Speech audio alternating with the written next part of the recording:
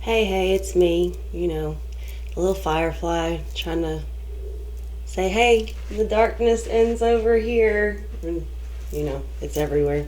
But regardless, today it just keeps reverberating that we're here to learn how to trust.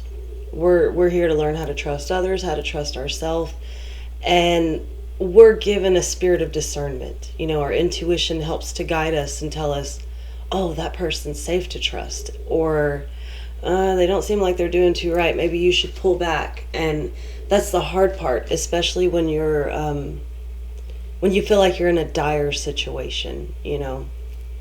And I had watched the movie Where the Heart Is the other day. It's got Ashley Judd and Natalie Portman. And anyways, there's a scene in it where she says, I don't know how I couldn't see the truth about him.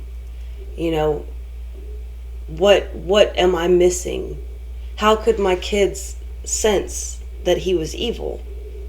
And she said all I saw was a Buick, money, and their spirit like nature allowed them to see predator. And a lot of us are blinded by the concept of money, and it's because we need it to survive in this life. And it makes it hard to pick and choose if an endeavor that you're going into is actually going to be fruitful for you. It's almost like committing your time and keeping your promises. I have a friend that's very, very adamant on, I made a promise, I'm going to keep it. And they're having to learn the hard way that sometimes you've made promises to devils and they have no intention of reimbursing you for that promise. They'll waste your time willingly and parade and charade and say, oh, I'm a child of God, or whatever it is that society wants to hear.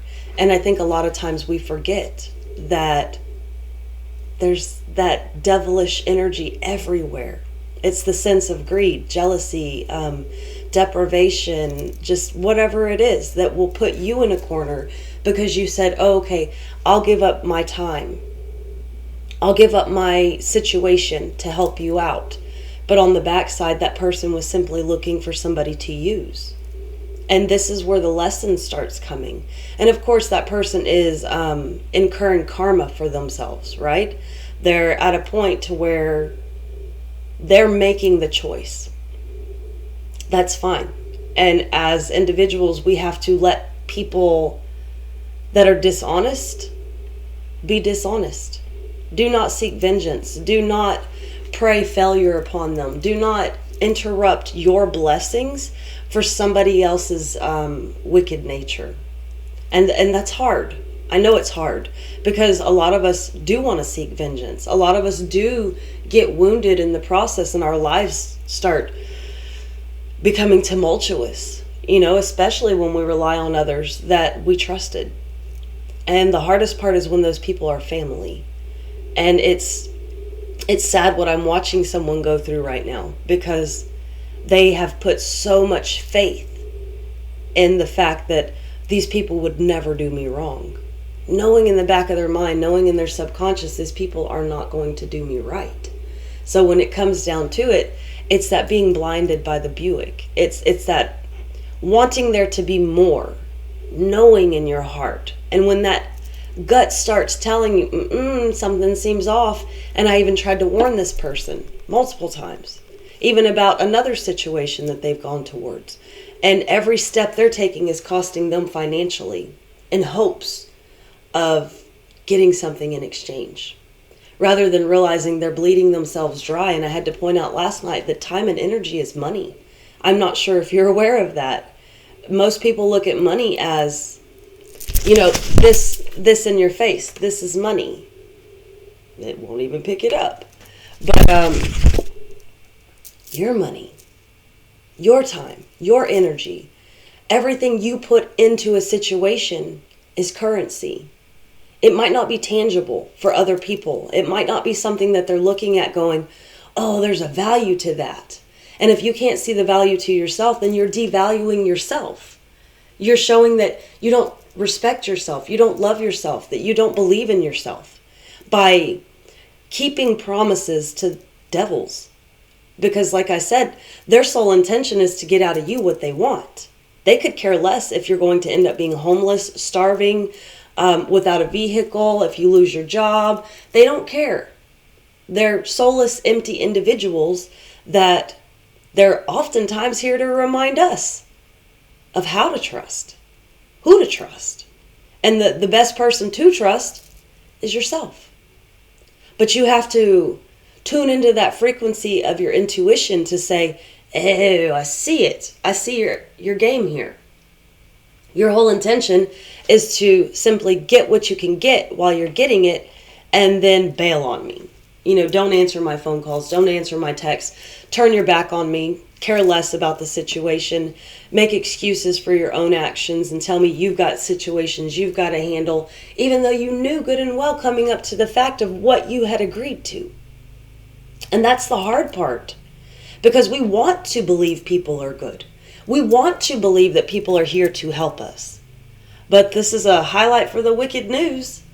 Most people are in it to win it for themselves. I've heard so many people say, get what I can get while I can and then get out.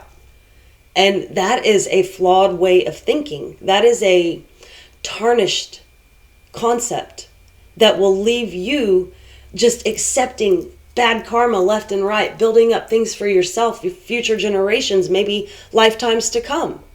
That you have put so many leeches on you that you don't care. And that's sad that people can function in such a shadowish way of life. I don't even know if that's a word, but navigate in the shadows so much that they're so used to ripping people off that they do it with a smile. And they can't even understand what they're doing to people. They could care less what they're doing to people because they're being served.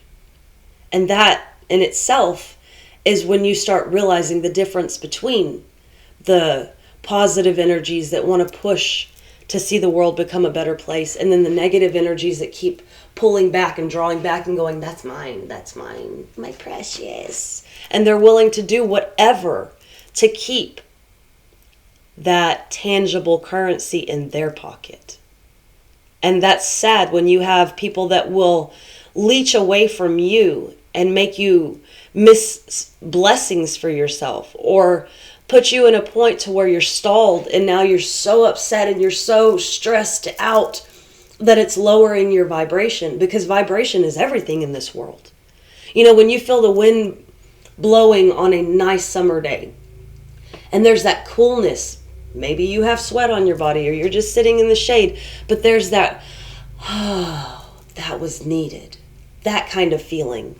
When that occurs is when you can finally go, oh, okay, now I can start seeing that things are flowing around me. That's that positive vibration. But when you are sitting outside, and this is how it's been in Texas lately, in 102-degree weather in the shade, and you're just like, it's like the devil's cooking again. It gets to a point to where that energy becomes so just like, ugh. And it's known that heat waves tend to affect people's behaviors, their actions. That's when you have more crime going up, is when the heat is in high effect. The wintertime, everything gets a little bit more quiet. People want to go inside. It's chilly. They don't want to be that uncomfortable. But it's not even that. The energy kind of dissipates. So as you have it heat up like a boiling point, you get to this point where everyone's like, mine. I want I'm going to do this. I'm going to do that. Hey, yeah, I got you. I promise you this. I promise you that. And they're flying high in the moment of making you the promise. But at some point, we have to understand that we have to learn to spit lava at devils. We have to learn to stand up for ourselves and go, someone like you duped me before. Your energy feels very familiar, because I'll tell you that the energy will change faces. You will never even know what you're up against. But when you can feel that energy, when you can use your intuition, when you can look at the situation and go, you have fooled me before. Because I'll tell you, there's energies that are very, very much the same. There's many people in this world that can walk into a room and read a room. Just look around and you can almost see where the stench is coming from. You can feel the discomfort. And the more that you work a room, the more that you will learn to understand your own intuition. It takes practice. It's like learning to juggle. Shit, for years I've worked on juggling. Not steadily. If I did steadily, I would probably be good at it. But it's the fact that what you invest into, where you put your energy, where you put that practice is where you're going to begin to excel. And when it is on a personal note, when it comes to what you need to achieve for yourself, the greatest thing that you can tune into, that you can empower, strengthen, is your intuition. To have that ability to just look at somebody and be like, no, I know you're kind. I don't like your kind. You make my skin crawl. And it's funny because I can read these people and I don't even have to be near them. It is the way that they talk, the way that they carry themselves, how they're wording what they're saying that they're promising. And there's so many different ways to begin to understand who you are affiliating with. To understand if you invest or make a withdrawal. Because a lot of times we're investing into people that have a selfish way of being. Like I said, they have no intention of helping build you up. Their only intention is for you to build up their life. And that's where you find that you waste your time, you waste your life. And I'm not saying don't trust people, but learn to trust yourself first. Learn to not look at only the Buick and feed into the bullshit of what people want to say is tangible. Put a value on yourself and understand that there's more to you than the monetary system that surrounds you. That every effort that you put out there, you should not go in with the concept of getting something back. But if you keep putting forth all these efforts and you're getting nothing in return, you're wasting your energy and your time. You are wasting your existence. Because at some point we have to realize when we're helping devils, we're having to realize that, that's meant to be a lesson. Nothing was meant to come from that other than learning the lesson, removing the blockage, and walking into the blessing. Because the blessings only come when you have gratitude, even if you have nothing, and you have sheer faith when you feel hopeless. I know I'm living it.